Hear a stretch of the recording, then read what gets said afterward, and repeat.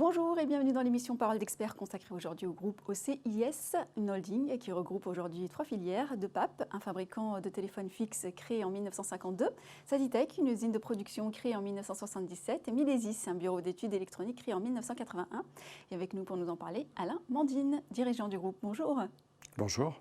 Pour commencer, est-ce que vous pouvez nous parler de votre groupe et ses 3 filiales? J'ai créé la holding OCIS en 2011. Et en 2016, j'ai repris 2 sociétés le même jour, donc la société Milesis et la société Saditech. Sociétés qui sont complémentaires, puisque Milesis est un bureau d'études et Saditech est un centre de production et d'assemblage. On conçoit, on fabrique et on vend à des clients en France et à l'étranger des équipements électroniques. Le groupe OCIS est un équipementier en électronique professionnelle. Et puis en 2018, j'ai eu l'opportunité de reprendre le plus vieux fabricant encore existant de téléphones fixes en France, la société DePape. Ce qui fait qu'aujourd'hui, le groupe représente à peu près 10,5 millions de chiffre d'affaires, 120 personnes, alors que lorsqu'on a débuté en 2016, c'était 5 millions d'euros et 39 personnes.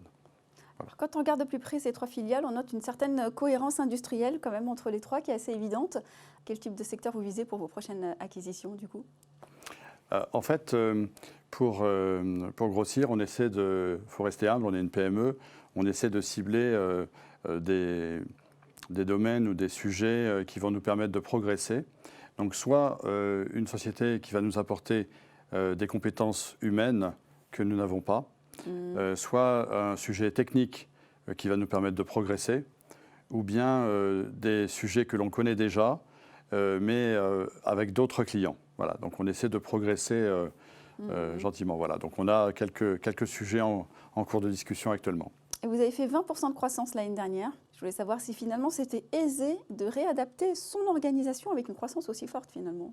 En fait, dès 2016, on a commencé à structurer le groupe, à mettre en place au niveau de la holding tous les services transverses, les achats, le commerce, la finance, etc. Et petit à petit, on a staffé avec des gens de plus en plus capés, dirons-nous, pour gérer le groupe. Donc l'intégration se fait correctement. Le sujet le plus délicat, bien évidemment, ce sont les ressources humaines. C'est faire adhérer une nouvelle équipe qui rentre dans le groupe et essayer de l'emmener vers la vision que l'on a du groupe. Voilà. Au-delà même de faire entrer une nouvelle équipe, je crois même que parmi vos challenges, c'est surtout recruter. Et c'est assez aberrant quand on voit le pourcentage de chômeurs en France. C'est quoi les freins que vous rencontrez concrètement? C'est la formation? C'est quoi? Alors, on a quelques types de postes sur lesquels on n'a pas de problème de recrutement, mais c'est vraiment l'extrême minorité. La grande majorité, on a des difficultés à recruter. Alors, bien évidemment, pour tout ce qui est cadre, ingénieur, etc., parce qu'il y a beaucoup d'entreprises comme nous qui cherchent à recruter, oui. Donc on se bataille pour les avoir.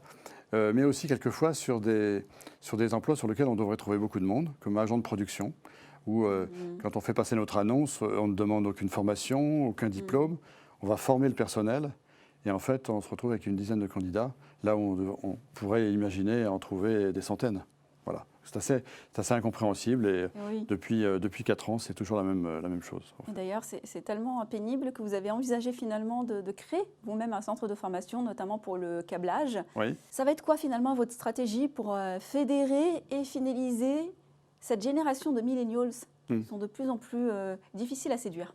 En fait, on a dans l'idée de créer un centre de câblage, parce qu'il y a des gens qui à une époque ont pensé que l'électronique, on n'en faisait plus en France. Donc toutes les formations se sont arrêtées.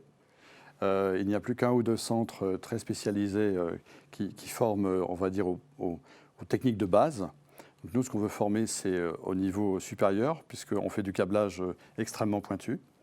Et effectivement, on a l'ambition de recruter des jeunes, qu'on pourrait prendre même dès 16 ans, et les former en 3-4 ans à devenir des spécialistes du câblage.